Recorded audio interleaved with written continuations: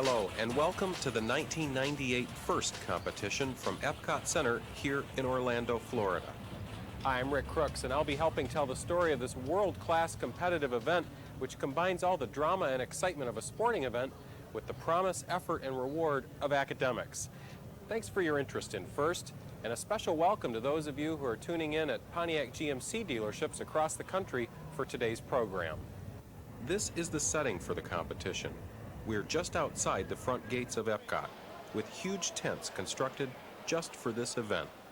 Inside 3 of these tents are stages complete with big screen video, crane cameras, lighting, and play-by-play narration. These stages are where the actual matches are played. This is the pit area inside another tent. Teams all have a space here to work on their machines. Repairs, adjustments, fine-tuning, it all happens here. Teams have gathered here from all across the country.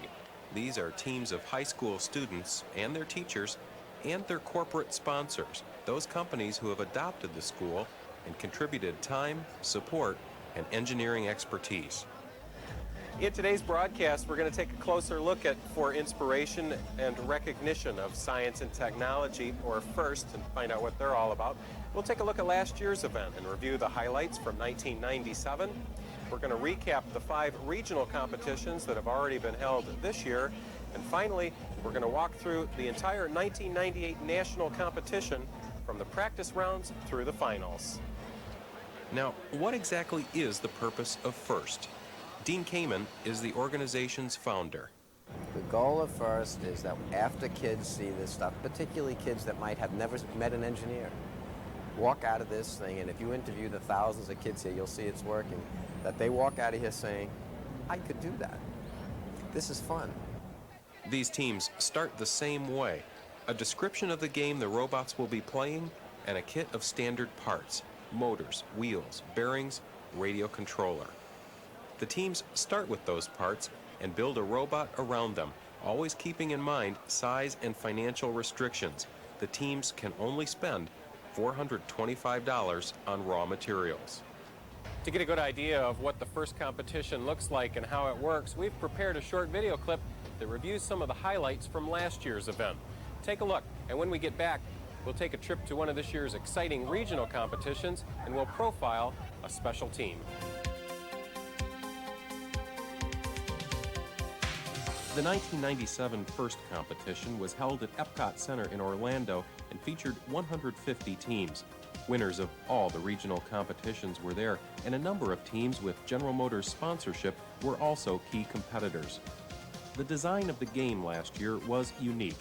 Each team has 9 tubes to place on the goal. Now that's tough enough, but add to it a truly competitive flavor. 2-minute matches where not just 1, but 2 or 3 robots from opposing teams all try to put their tubes on the goal. This playing field is a carpeted area about 38 feet across with the central goal. At the end of the match, each inner tube on the goal is worth 1 point. The tube on top of the goal doubles the score. A vertical row of a team's tubes will also double their score. GM-sponsored teams from Delco and Kokomo, Indiana High School, the Milford Proving Ground and Lakeland High School, Delphi Interior and Lighting with Pontiac, Michigan Central High School, and GM Powertrain and Pontiac Northern High School all did well. We have an awesome machine.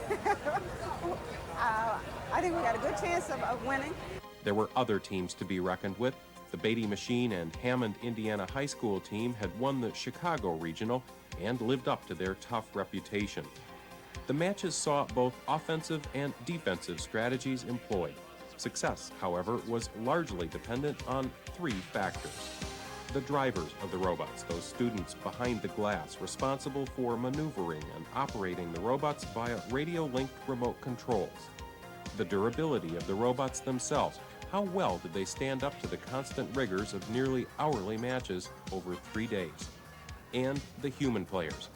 They were the students standing off to the side in strictly monitored inbounds territory, tossing the inner tube. Could they place the tubes onto the rotating goal? And could they dislodge the tubes placed by their opponents? A team able to combine all of those elements would be the winner. After 3 days of national class matches, only 3 teams were left. GM Powertrain, Pontiac Northern High School, Delphi Interior and Lighting, Pontiac Central High School, and Beatty Machine, Hammond, Indiana High School. Matches played at this level are best 2 out of 3. The final competitions saw the 2 GM teams compete for the right to meet the top seed Beatty Machine team. When the dust had cleared, GM Powertrain Pontiac Northern had to settle for a 3rd place after a very hard-fought battle. Delphi Interior and Lighting Pontiac Central advanced to meet Beatty Machine. They too had to settle for 2nd best. The matches were fast-paced, action-filled, and exciting, and that was how you could describe the entire 1997 First National Competition. Here's the final top 3 places from last year.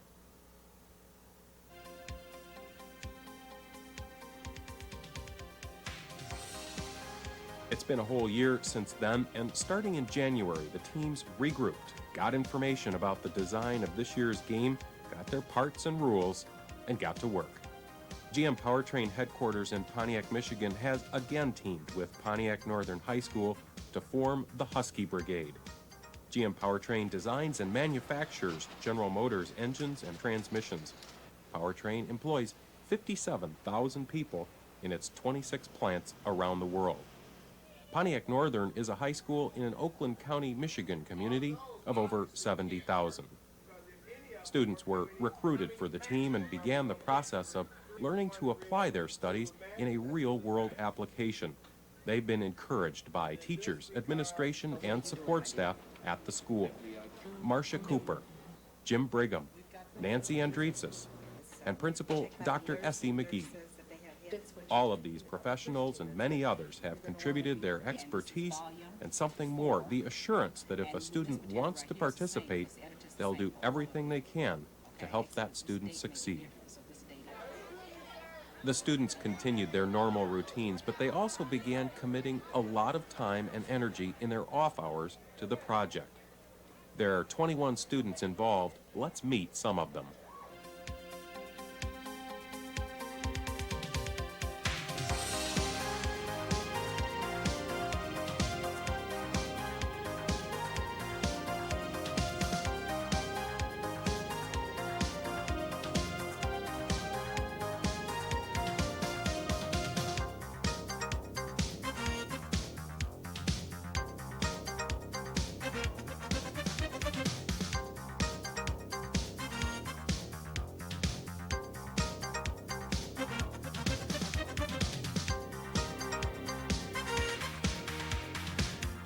On the GM Powertrain side, the team is again headed by staff project engineer Ken Patton, a 2-year veteran of FIRST competitions.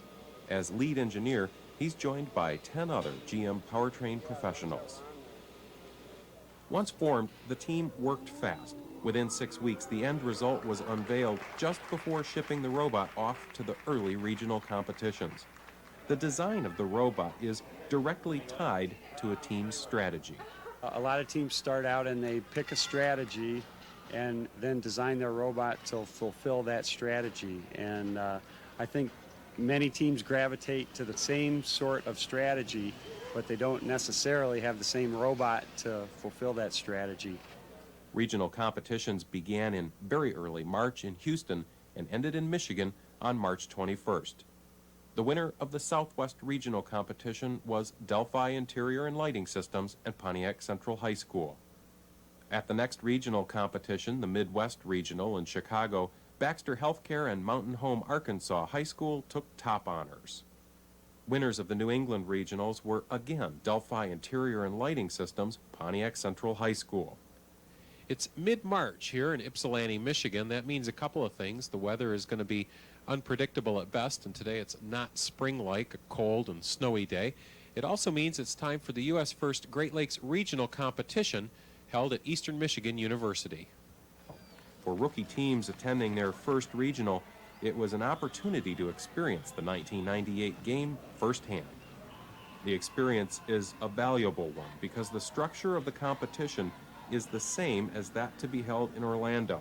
This is one of two playing fields here at the U.S. First Great Lakes Regional Competition in Ypsilanti, Michigan. Now, with just a couple of weeks to go before the Orlando competition, the national competition, this is a good opportunity to take a look at these playing fields, get an overview of how the game is played, what some of the techniques and strategies are. In 2-minute matches, each of 3 teams competing remotely control their robots to place 20-inch diameter balls on rails. Balls placed inside the 8-foot-tall center section double the score. Human players try to shoot balls into the center goal or try to dislodge their opponents from the rails. These human players have an important role. The human player is the difference between winning and losing a lot of times. The human player, if they score early, can give you a pad that allows you to go play defense or go place balls on the rails sooner. And the other thing that human players are great at is knocking balls off the rails at the end of the match. And you'll see a lot of times, 5-10 seconds left in the match, the total scoring will change because human players are knocking opponents' balls off the rails. And so human players are critical both early in the match and late in the match. After first round double elimination play, the Delphi Pontiac Central team advanced. The GM Proving Grounds Huron Valley High team advanced. And GM Powertrain Pontiac Northern advanced. As these rounds are taking place, teams study their potential opponents and make scouting reports.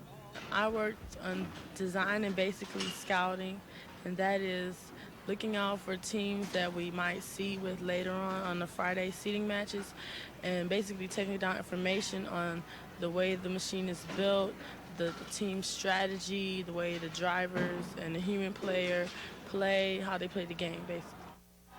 As crowd excitement mounted, matches moved to the next level.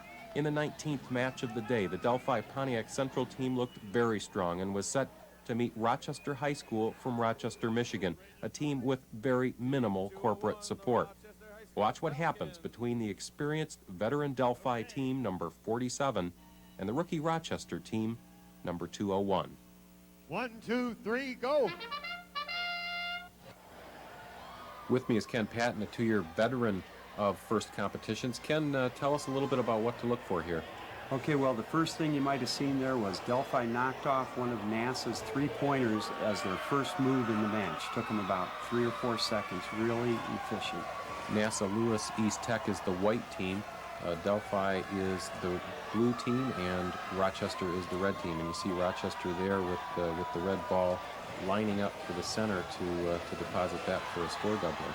It looks like they got that from their human player, and it's likely that they're going to go back to their human for some more. Once they're in their own human player zone, it's pretty efficient to grab balls from the human, as you see there, and go to the center to dunk them.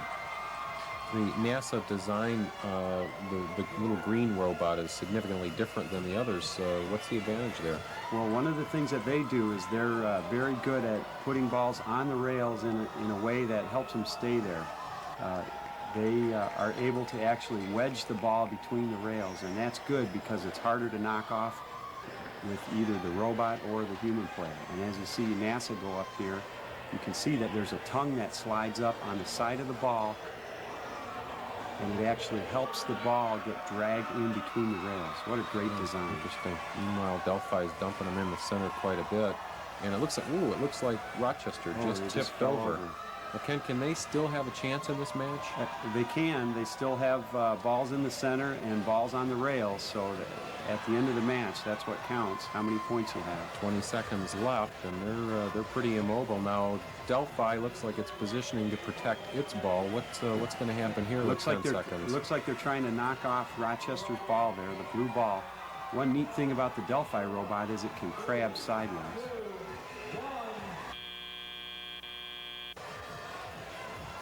Shortly afterward, GM Powertrain number 65, GM Truck number 68, and second-seeded 3D Services Oakland Tech number 1 met in the ring. 1, 2, 3, go! Ken, this is going to be an interesting match. The number 1 seed for Ypsilanti is 3D Services. Their human player just now getting a score doubler. And their robot's real quick to get one in. You see it about to drop the red ball in. That is one fast, efficient machine, very simple and real low, so it can go under the low rails as well. It's a great machine. 3D Services has a very impressive human player. He's getting ball after ball into the center. Here you see Powertrain about to drop 2 in the center. 3D gets one in before him. See how quick that red machine was there. And what's the trick to lining up? It looks like there's a little trouble there. Yeah, it looked like they weren't quite lined up to the goal, and in fact they lost both of their balls there. Not very good. GM truck looks like it's getting pushed around a little bit. Yeah, it looks like they got pushed into the side rail, but they recovered. Oh, no, they didn't. They're going down. They're over. They are down. That leaves Powertrain in fairly good position, and it leaves 3D Services in good position. Powertrain, it looks like they're picking up a blue ball.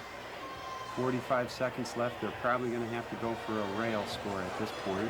Will they go for a 3? It would be most likely that they'd go for a 3. Here, 3D Services is going for a 3-pointer, maybe. Yes, they are. They're going to place their 3-point ball. Very important to get that because you want to double a high score as opposed to a low score. And they're staying there. They're actually going to park on that to make sure that no one knocks it off. Oh, and their human player is good. Their Powertrain's going up, knocking off a 2-pointer for 3D Services. 8 seconds left. Very impressive. What are they going to try and do here? Trying to knock off 3D's red ball.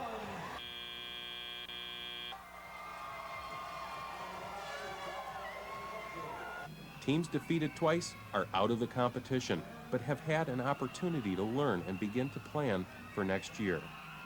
Another GM Powertrain team, this one teamed with Ypsilanti, Michigan schools, thought the experience valuable. After seeing how it worked out this year, this was a great learning year. We learned a lot of things, as well as interaction between the school and the company, the students and the engineers, students and teachers. I mean, everybody, all the relationships between everyone. We worked that out and had a better understanding of what needs to be done and when it needs to be done. And so this is a great learning year, and we're going to chalk it up as that. But we're excited for next year. Meanwhile, back at match play, GM Powertrain Pontiac Northern met Delco Electronics Kokomo High School in a quarterfinal round. These final matches are between 2 teams instead of 3 and are a best 2 out of 3 series. GM Powertrain Team 65 won the first game. Delco Electronics Team 45 won the second. Here's the third game in its entirety. Quarterfinal match, a deciding one. Powertrain has got to win this or they're going to be out. I noticed Delco hits the opponent's ball with like a jabber tool there. That's right, Rick. Both teams know they need to play defense in a match like this, and they knock off the opponent 3-point ball right away. Delco's robot is fast, and it can put it in from either the front or the back. Yep, took about 25 seconds to get that second ball in there. That's pretty good. What is Powertrain's strategy in a situation like this? Well, the Powertrain strategy here is to try and get balls in the center goal, enough balls that you think you can beat your opponent after you place a 3-point ball on the rail. So the trick here is to have more balls in the center sooner than your opponent. In a match like this, the human player is as important? Probably more important, because if the human scores one early, that gives you a big advantage. Oh, their Powertrain just lost a ball. That's going to hurt them. Looks like it might have been hit out by a human player. Looks like Powertrain's switching to defense there. It look like they're knocking a ball off the rail. There you see them knock a blue ball off. That's going to help. 40 seconds to go. There is a lot of score doubling going on, but not a lot of scoring. Delco Electronics here scoring another one in the center. As long as they can get something on the rails, they're going to be the winner of this match. That was a nice play. You just needed a little tap, and that's what they gave it. Yeah. And here they go. They're placing a ball on the 3-point rail. If that ball stays there, Delco's going to win this. And you see Powertrain going up to try and knock that ball off. But Delco's got a pretty good grip. 6 seconds left. And Powertrain was unable to dislodge it from contact of both of those rails. GM's Milford Proving Ground team had, in the meantime, advanced to the semifinal by beating every one of its opponents. And who would they meet? None other than the Delphi Pontiac Central team, back after winning against other second-place finishers. The Delphi team, 47, beat the Milford team, 67, in the first match.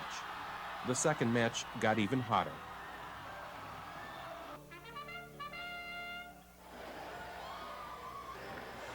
Seasoned competitors in this match: Delphi, blue, Delco, red. What are we going to look for here? Well, here looks like GM Proving Grounds is going after Delphi's ball. You see him about to take a red two-pointer off the rail as Delphi scores one in the middle. So the Proving Grounds is playing defense early. And this is moving fast early. Yep, that's somewhat unique with the GM Proving Ground team. They seem to play defense earlier than most other top teams. And there they're going to try and strip out a one-point ball, it looks like, while Delphi works on replacing a three-point. That's right.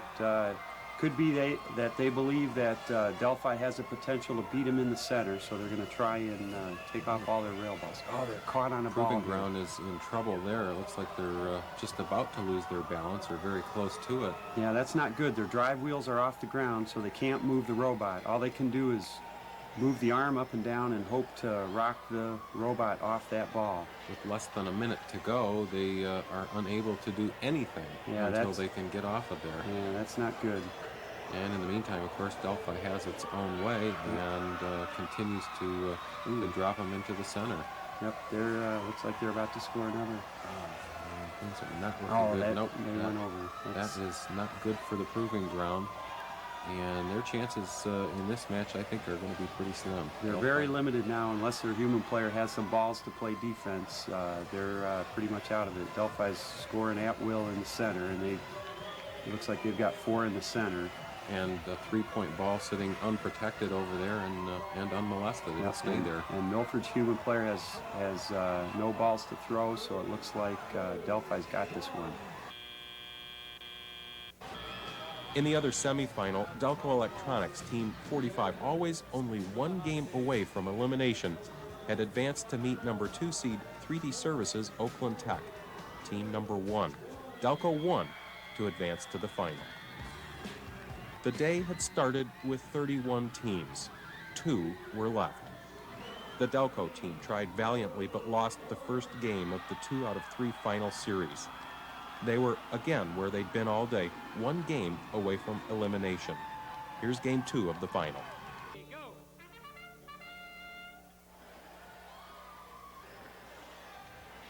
Ken, this is going to have to be a fast match with 2 teams like Delphi and Delco.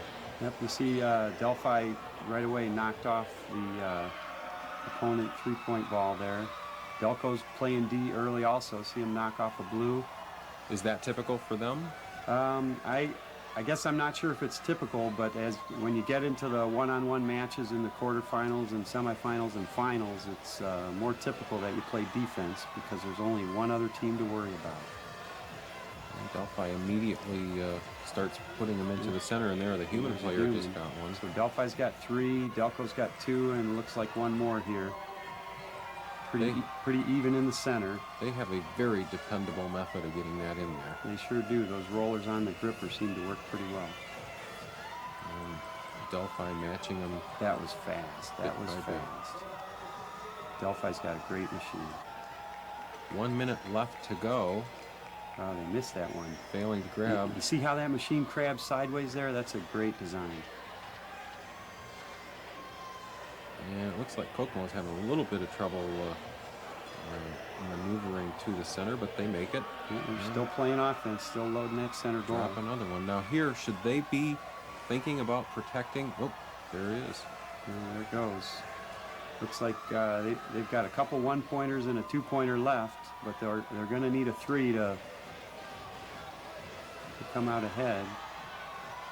Looks like Delco's trying to set their three-point ball on the rail, and Delphi's setting theirs on the rail. And they're both going to hold till the end. To prevent human players from knocking them off. That's right. There, Delphi lets off. Delco's human player must not have a ball. That's why they let go of it. Delphi Interior and Lighting Systems Pontiac Central High School was the winner of this Great Lakes Regional and 2 other regional competitions, making them an automatic favorite in the national competition. GM Powertrain Pontiac Northern, in addition to experience gained in advancing all the way to the quarterfinals, won the Best Sportsmanship Award, an important award for Ken Patton. It makes me feel really good as a team member to win that award, because one of the things that this whole competition is about is good sportsmanship, and they place a lot of emphasis on it, and it makes everybody on our team feel great to be part of a team that wins that award. And that is a total team effort, no question. Back to the national event in Orlando, the Husky Brigade has taken their Power Dog robot from its shipping crate, and they've started taking part in early practice rounds. One afternoon in Orlando is set aside just for practice rounds, giving teams one more opportunity to fine-tune before the seeding rounds begin. Seeding takes place on the second day of the competition. The teams, over 150 of them, begin competing in 2-minute matches. These matches determine ranking and opponents in the upcoming double elimination rounds. It's important for teams to be at the right stage at the right time. The coordination and scheduling never stops. Scouting also continues. Teams send members to learn all they can about upcoming opponents. As the excitement and volume of the crowds grow, the matches get underway. The white team, GM Milford Proving Ground Huron Valley Schools, meets the blue team, Johnson & Johnson Bridgewater Raynham High School, and the red team, UTC Pratt & Whitney South Fork High School, in this match. Here's the play-by-play. Some proven performers in this match: GM Proving Ground, Milford, Lakeland High School, Harbor High School.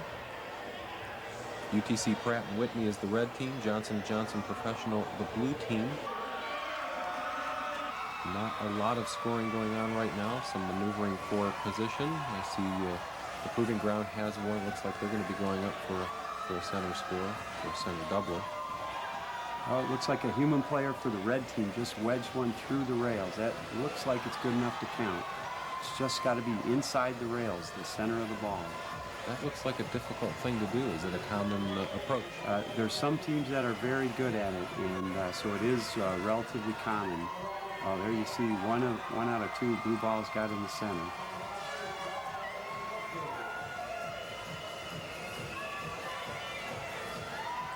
Milford looking pretty strong. The Proving Ground looking pretty strong, putting the ball. We're having a little trouble getting in towards the goal because there's a ball at the base of the robot blocking them.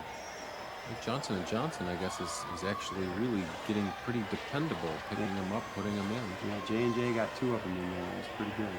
Now, there's not a lot of defensive move here. There's not a lot of balls being knocked off. You're right. Everyone's playing offense for the first part of the match. There you see, with 35 seconds left, GM Proving Ground going to play defense, and they're going on one rail and getting one of each of their opponent's balls. So that's a good, efficient move for that team. And in the meantime, Johnson & Johnson just continuing to try and double their score. They dropped one there. They lost one, and you see they backed away from the center. They're going to go to a 3-point rail because there's only 12 seconds left. And Proving Ground is going to do the same thing here. Just a few seconds left, and everyone's scoring on the rails.